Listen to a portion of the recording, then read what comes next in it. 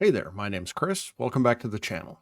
Today I want to give an update on the watering can problem that I've been working on, which is an automated watering system run by YoshiPi and C#. So the first thing I want to talk about is the water pump. You might recognize that, let's see, this is the water pump that I originally had spec'd and put in. It has the correct voltage, but it turns out that it just doesn't deliver enough pressure.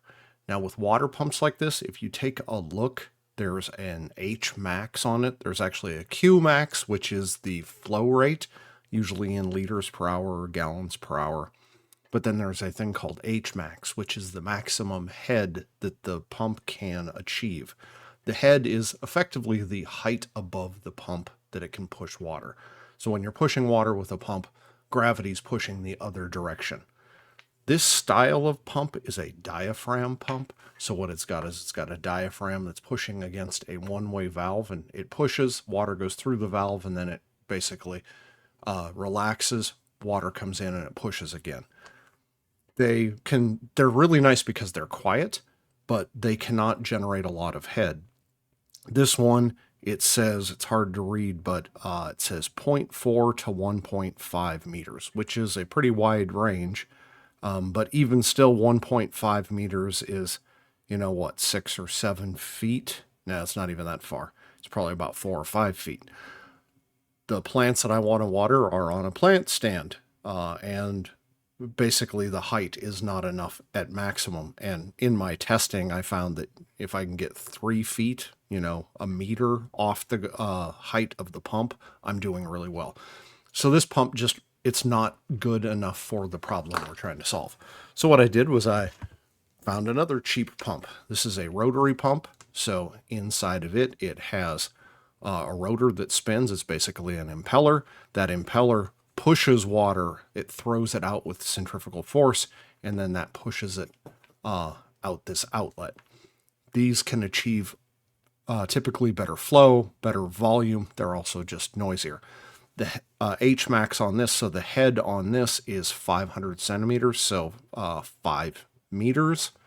So we're talking it should be able to lift it at least the height of the room. Now, it probably never will achieve the 500 that it says, but even if it only is halfway, efficient at that 2.5 meters, I should be able to get 10 feet, which is more than enough for what I want to do. So I've had to move to this. It changed the plumbing a little bit. This is actually even bigger than 3/8, but with a heat gun, it's 3/8. And this was 5/16. So I had to do a little bit of plumbing changes. I'll put a picture or something, up somewhere so that you can take a look at that. Really, the next thing I want to talk about, though, is the problem, or I guess the feature that I'd like to have I'd like to be able to see this remotely because I want to use this for when I'm not home. So I'd like it to automatically water, but I'd also like to be able to see what the current water level is at. So I want to get data from it, a single point of telemetry, really. I'd like to know when it last ran so I can take a look and say, oh, I know it ran 3 days ago. I don't need to do anything. And I'd like to be able to trigger it manually remotely. So a cloud message in order to be able to trigger it. So 3 things. What is the water level?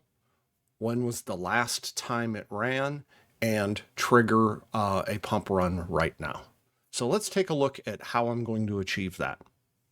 In order to handle incoming commands and outgoing telemetry, I'm going to use MeadowCloud. MeadowCloud's an extremely easy thing to set up. It dovetails real well with the Meadow stack, and for an individual device, it's free. So the amount of data that I'm pushing, and I don't really care about keeping data for a really long period of time, the free tier is going to be just fine for what I want to do. I've created a cloud service that allows me to both publish that telemetry as well as ingest commands, and we'll take a look at how all of that works. But let's look at it from the side of the telemetry generation. So the first thing that we have is I've got a schedule service, and you can see right here it is running right now. Basically at 1 o'clock on Sundays is when it runs. I intend to make this into some sort of a configurable schedule, but right now it's just once a week it runs. Now, when it runs, it goes ahead and it schedules its next check. So really, it's looking at the clock once an hour. Now, when it schedules that next check, it reports the tank level. And what that does, that raises this event that reports the tank level. And that is then caught back up here by the application itself. So there's the app effectively has a main controller. So it looks for that reporting of the tank level, and then it calls the cloud service to publish the tank level with that fill percent. So basically, the schedule service ticks once an hour to decide if it needs to run. And while it's ticking that once per hour, it decides that it'll just raise an event to report the tank level.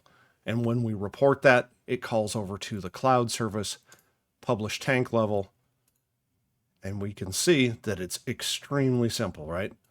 It's just a single line of code.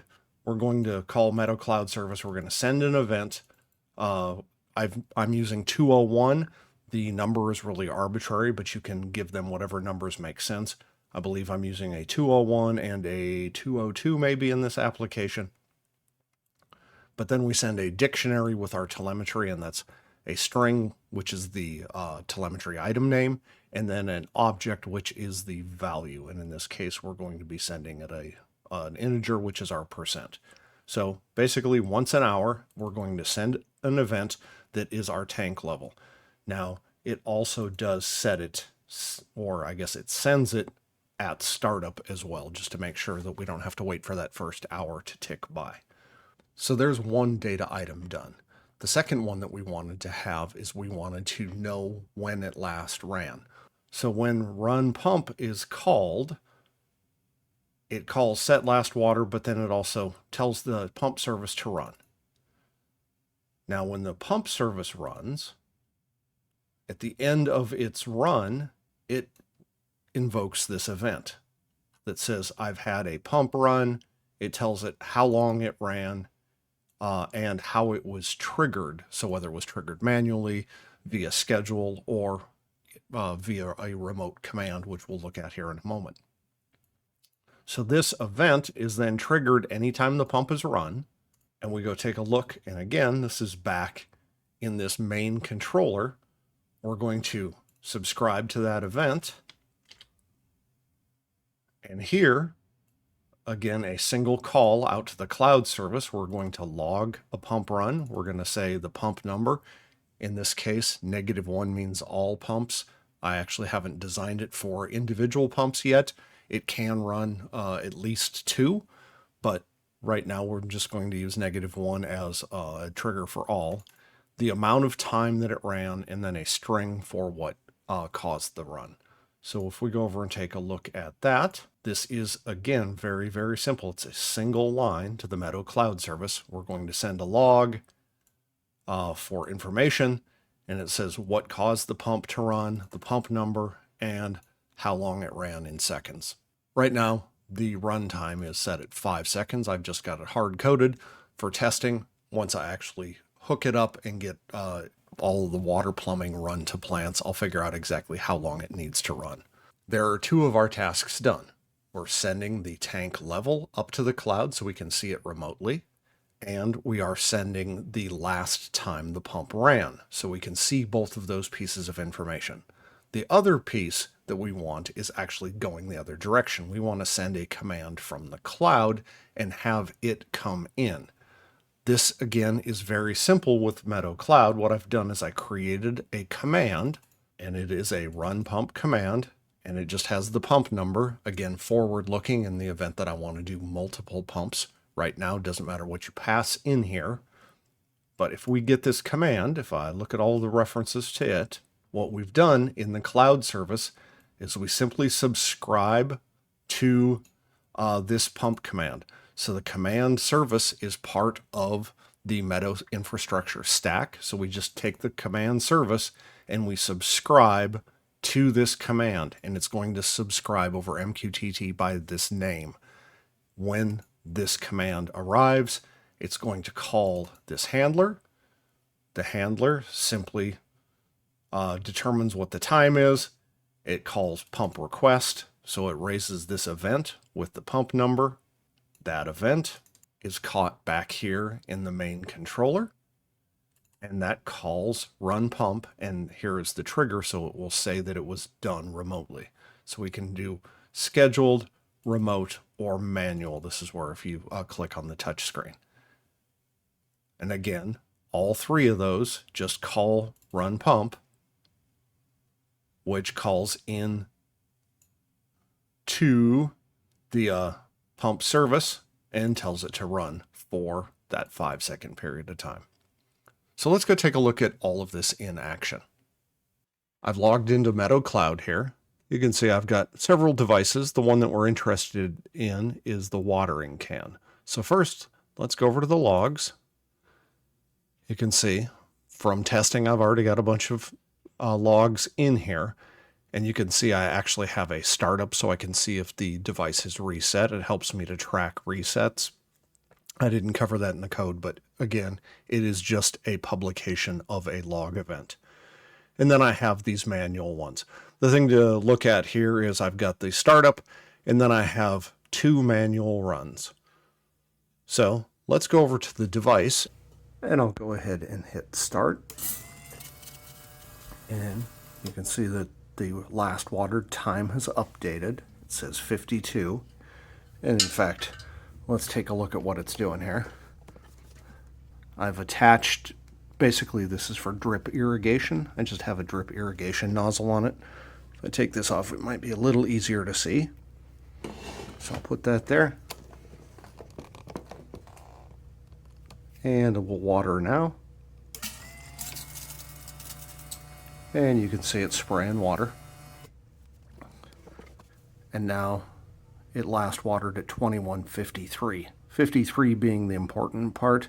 This is set at, I believe it's set at UTC time right now, what it's displaying. So the display in Meadow Cloud is going to look like a different time. I can get that adjusted later. But the important thing is to look at the minutes here. So let's go back over to the cloud. If I refresh the logs here, you can see I got 2 more runs out of it. 53 is that minute, and we've got 2 different runs. The first one that I ran, and then the second, just showing that nozzle. If we open one of these up, we can see it was manually run. Pump -1, meaning all, ran for 5 seconds. Now let's look at the telemetry for it. We have data coming in, and here is our tank level. So this will come in once an hour. You can see it came in right on the hour. You can see that it is ticking, and once an hour it is sending in this tank level data. So the last thing we need to do is we need to trigger an event. So if we come back to the device and we select it, we can then say we want to send it a command. We're going to send it a run pump command. Here it has a pump number, and we're going to use -1 for all pumps. Again, you could write an app to do this, but I'm just going to use the web interface. Then if I send this command, back here behind me, we had a run. And if we take a look here,